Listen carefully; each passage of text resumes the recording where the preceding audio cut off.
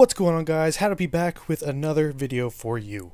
Now, during my short Atlas Games retrospective, I mentioned a certain game series a few times. Well, actually, one of them was an Atlas crossover with this series.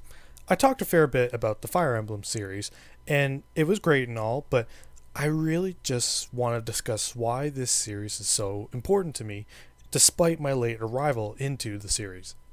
So in order to do that, I gotta take a look through all the games in the series that I've been able to acquire and play thus far, and the first one I was able to finish out of all of them being Fire Emblem Awakening. So, let's dive into the series with that one then. Here is my look back on Fire Emblem Awakening.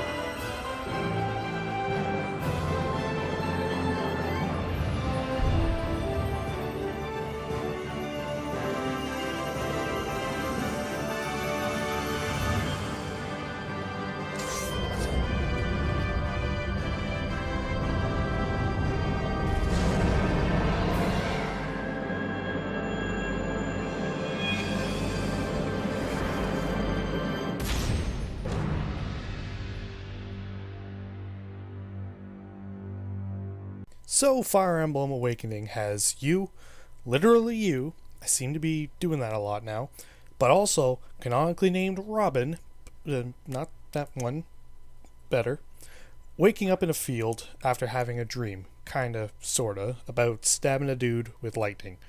There to greet him in that field is the dude himself, Chrom, his sister Lisa, something like that, and Frederick, his guard. From there, after encountering bandits, you reveal to have a rare ability to perceive the battlefield ahead of you in a grid-like fashion, with you, your allies, and enemies all in chibi form, and are the only one capable of devising battle strategies. So now you have to divide and conquer with your troops, take out bandits and scary monsters from another dimension called Arisen, recruit new soldiers to your army, and micromanage all their equipment to the most optimal settings they all need, end a large-scale multi-continental war that threatens to tear the world apart, and dating. Wait, what? Now, one of the bigger reasons I picked up this game was partially because I had recognized the Fire Emblem name before, but also from watching ProJared's review on the game. He says in the video that it was the best game to come out for the 3DS at the time. That alone sparked my interest because while I wasn't upset I was wasting most of my time with the device on Resident Evil The Mercenaries 3D, yeah, that game, I really did want to own that one big game that would change my outlook on life and video games at that. So after going to my local Walmart to pick it up, not finding it there, having to settle with a digital purchase of the game, I got it and, well, like I said in my Persona 5 video, I wasn't a huge fan from the start. It's hard to recreate my thought process from all those years back, but I vaguely remember finishing the first main arc and just having to set the game down.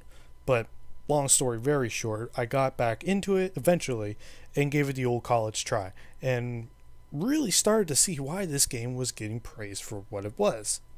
For starters, and probably most importantly here, the story is quite engaging. Nothing special for the most part. You see plot twists coming from a mile away, and heck, some are even spoiled by the game itself. But there's enough there to make you want to see where the story takes all its pieces and see where it places them. Supporting all of that is a pretty good cast of characters that you can command and lead into battle.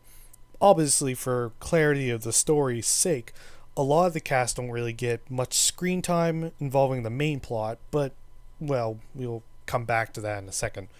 The main cast that is involved, though, are unique and interesting enough, as well as some villains that just make you want to stab them in the face, but in a good way.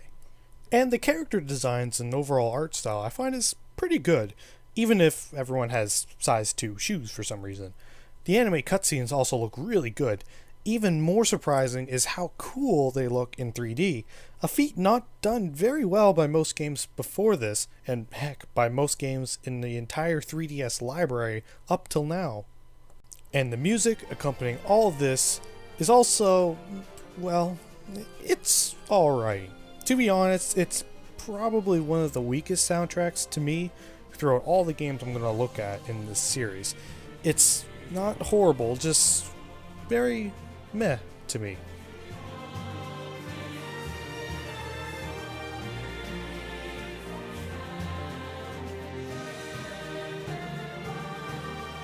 Now, gameplay is standard fare for most that have played Fire Emblem before.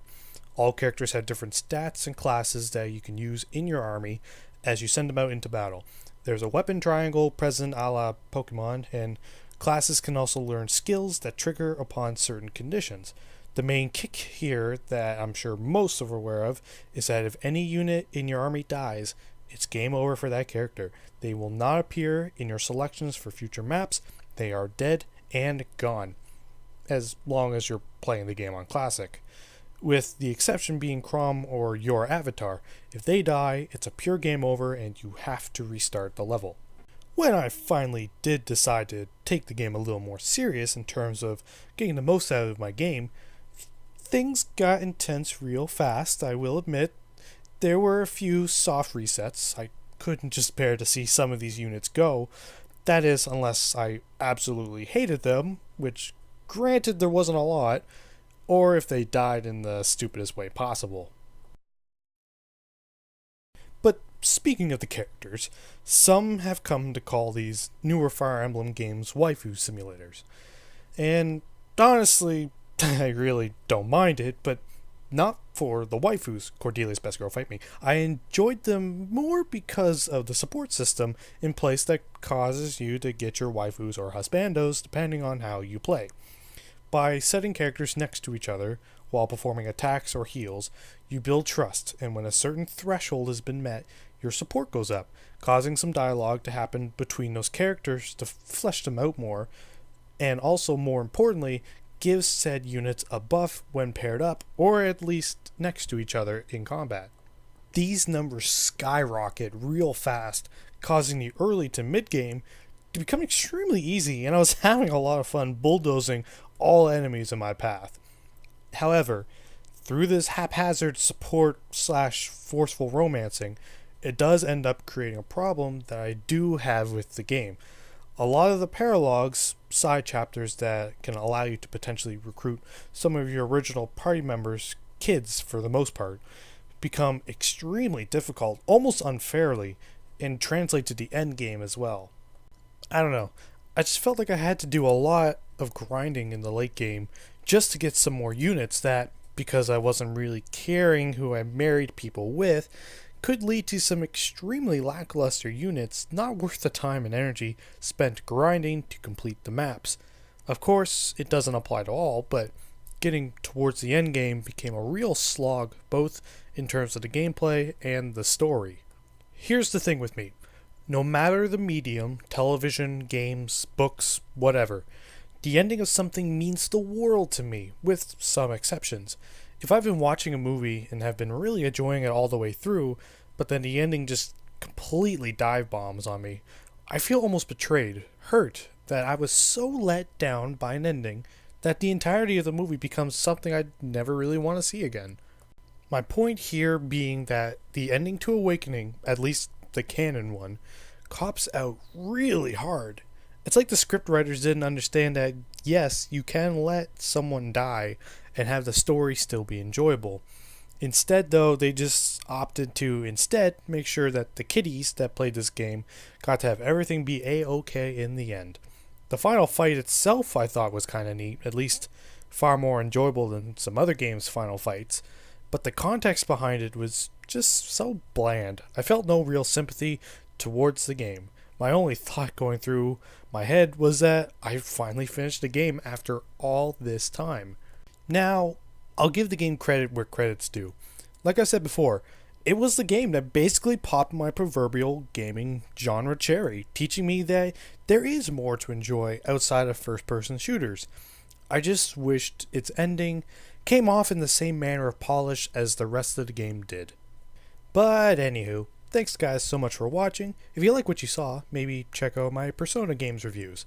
And next time we tackle another Fire Emblem, we're going to hit the big one, Fire Emblem Fates. Until then, I will see you all later.